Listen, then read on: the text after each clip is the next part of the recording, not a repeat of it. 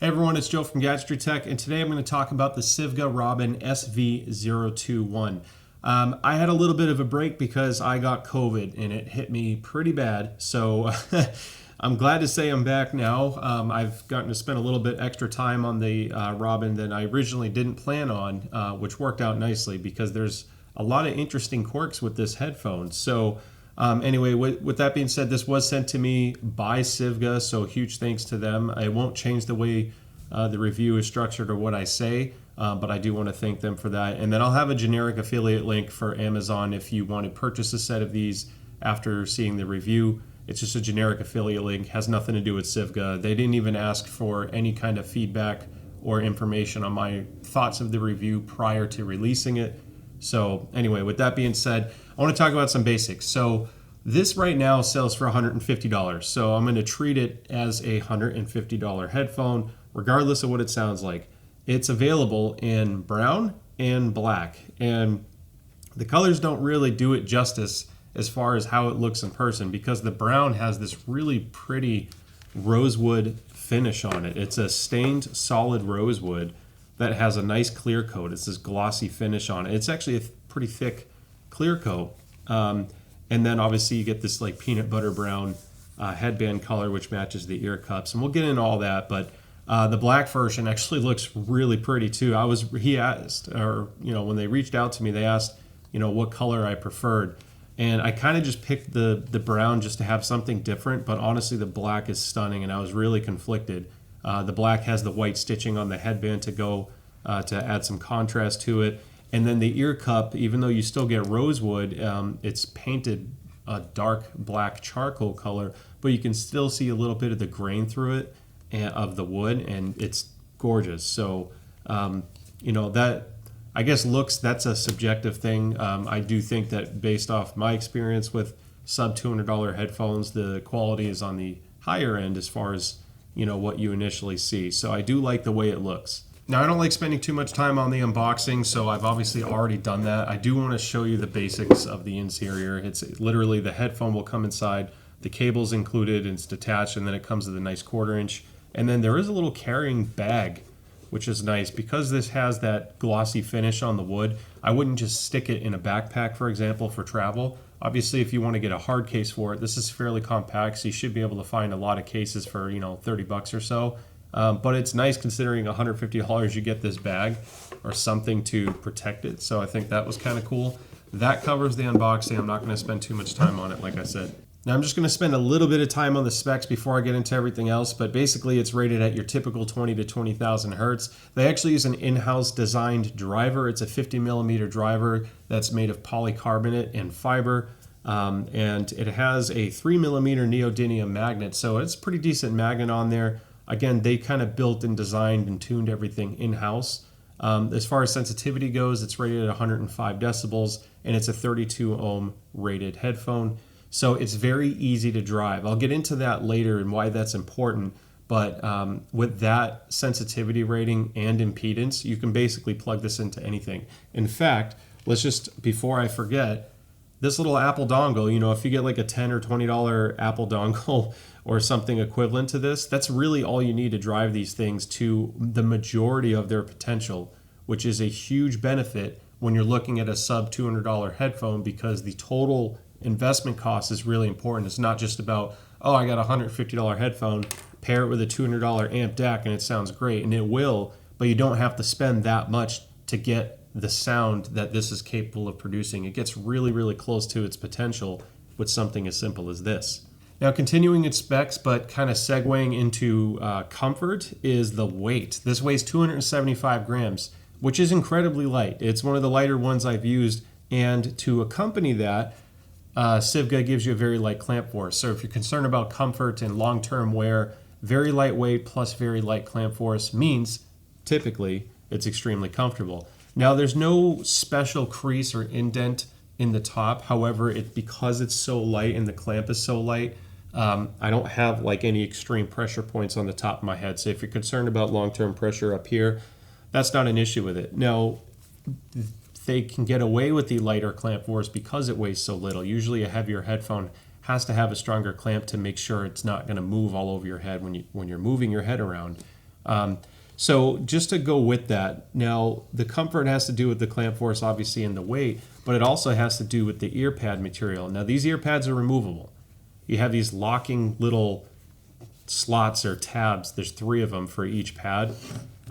They say it's replaceable. You can't just go on Amazon and find a replacement that'll fit. This is kind of a proprietary mounting design, so I'm sure you can eventually get it on the Sivga site, but as of right now, don't plan on just going out and buying different pads to swap it. This is all like glued on, so I don't think it's something you can easily swap out. But on the note of the pads, on a positive note, holy cow, the protein leather, for one, helps with, it's kind of, I really like protein leather. It's not real leather, so the whole sustainable thing is addressed. It's not traditional like vinyl or leatherette, which means it's not going to sweat or get as hot as easily. So it feels more like an actual leather, but you don't get, I guess, some of the costs that come along with that, or the impact on where you have to source it. So anyway, the leather material, and that continues on the headband. The headband uses protein leather too. These are incredibly deep. They're huge, and look at how soft and plush those things are. So it just, on that note, I usually have a dedicated section for this for my gaming side of things, but if you wear glasses, this is a huge positive here, because this will easily fit your frame. So if you're concerned about having a good seal and you have glasses, this is going to help preserve most of that seal, and it's also going to be a lot more comfortable. But man, when these things go on, because they're so big, I don't think this is going to ever be an issue for most heads as far as comfort goes. It should fit almost every kind of ear. Now, on the note of size and fitment, this headphone is larger than meets the eye, because I have to wear it on the smallest possible setting, and it fits me perfectly. But if you have a smaller head, this may be just slightly loose. You might have to angle or do something to kind of cheat the placement so it sits right. I wish it could go a few millimeters smaller, but overall, for me, the comfort's perfect. I don't have to open it at all. But even in the fully closed position, I find it to be set up just right for my head.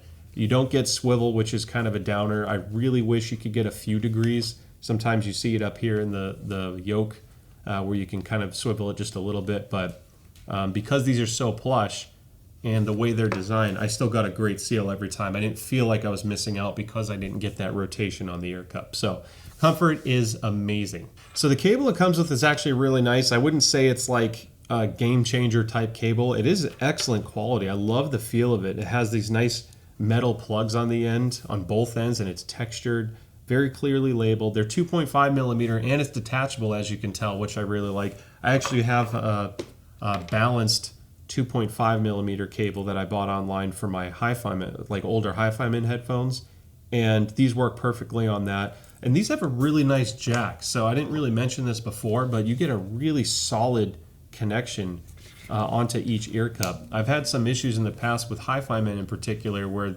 I don't get a consistent plug feel. One side's looser than the other. Even my HE1000 SE does that.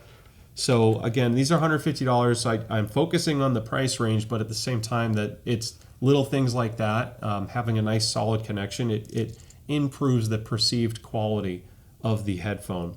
And these little textured tips, by the way, are metal, so it feels really nice. I mean, everything just feels premium. The cable is kind of long. It's 6.5 feet long when you include the 2.5 millimeter ends where it splits. I think they rate it online for like 5.5 feet, but it's a very long cable. So if you're traveling, and you can swap cables, obviously, in case you want something shorter, but just keep in mind you may be tucking a little bit extra in your pocket if you don't want that in the way. Overall, it's a really nice cable. It is woven, which looks nice and feels nice. There's pros and cons to different cable types out there, but I will say that the woven fabric material does produce a little bit of microphonics. So if you're concerned, what that is if you are wearing the headphone and the cable is rubbing against your shirt and you're moving your head around, you can hear that noise a little bit. Now, it's really not noticeable at all when music's playing.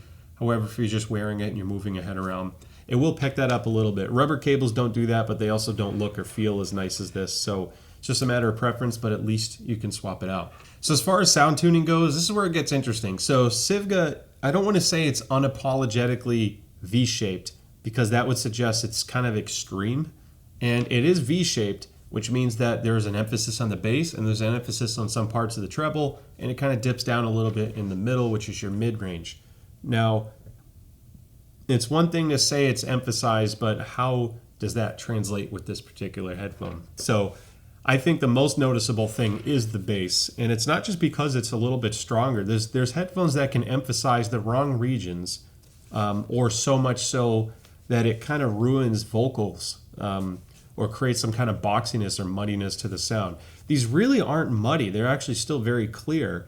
And the emphasis on the bass is more of a, I don't want to say just a rumble. It's not like it's a home theater subwoofer or something, but it's a richer, more luscious bass. It's just, it sounds thick, it sounds heavy, it has heft to it. It's not a lot of hard-hitting bass.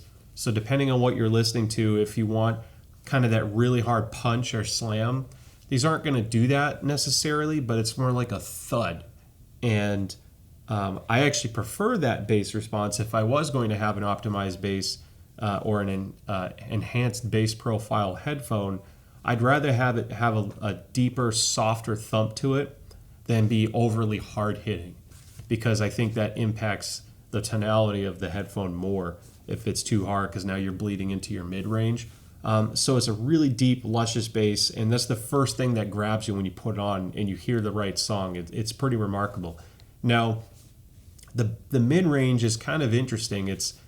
There's parts of the mid-range that dip a little bit and it's underemphasized, and there's parts that a little bit louder, and I don't even want to say in your face, because as a whole it is slightly recessed, but it really depends on what you're listening to. The headphone is going to have slightly different characteristics, of course, depending on your genre and the production quality of the song. You know, some songs are more sibilant, and this will not hide a sibilant song. I went looking for some songs of, I don't want to say necessarily lower quality recording, but something that had sharper moments. And on those songs, you know, when you get into the certain frequency range where sibilance is an issue, you know, let's say like 6,000 hertz or so, it can get pretty noticeable. And in some songs, I wasn't a fan of that. It was almost too much sibilance for me.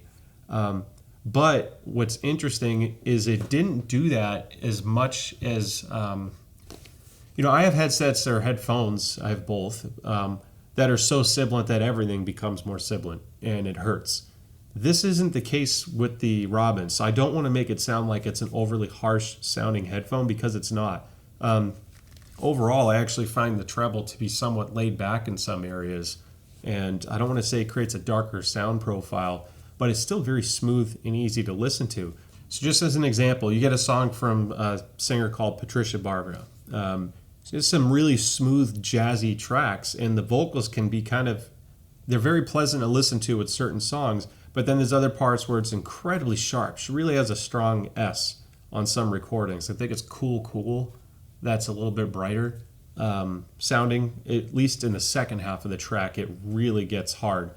And these don't like that song. It can hurt. At lower volumes, it's okay. At medium to higher volumes, it's too much.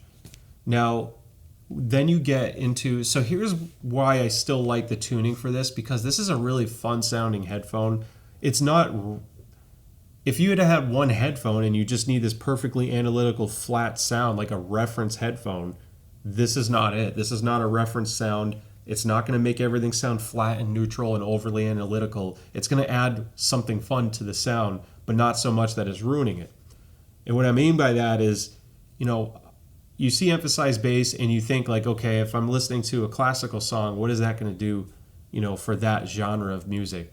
And what I find headphones have a hard time with on a lot of headphones, and this is a preference thing, so please, this isn't like by the Bible type stuff here. When you listen to a grand piano live, the presence of that piano is different than what most headphones can ever convey. You can't feel the music as much with a headphone. And sometimes I like warmer headphones because when you listen to the right mix of a piano, for example, or the right string instrument, I'm going to focus on the piano, having a little bit extra heft and warmth to the piano makes it feel more alive and more present and more visceral. It's more like you're there and less about you're just hearing what a piano sounds like accurately on a headphone. Sometimes being slightly inaccurate on a headphone as far as measurements go can better replicate what the instrument sounds like in real life when you can experience the room. And that's something headphones have a hard time doing. So I'm not saying this is perfect. I'm not saying it's flawed and it's not perfect. It's just there are pros and cons to having that kind of a sound profile. And I found that when I listen to certain jazz and certain classical music, I loved the presence that the Robin brought to the song. It just made it more impactful. And then you listen to something like, for example, this is the Sennheiser HD 560S. Comparable price range. It retails for $200. Sometimes it goes on sale for a comparable price to this. Open back, more analytical, very airy, very open soundstage. But you play certain songs where this measurably should sound better, and it sounds more neutral and sterile. And some people will like that. But I like having more of that live feeling of a big piano in the room. I think the presence of music is super important, and what this is delivering at $150, sometimes fun sound profile is better.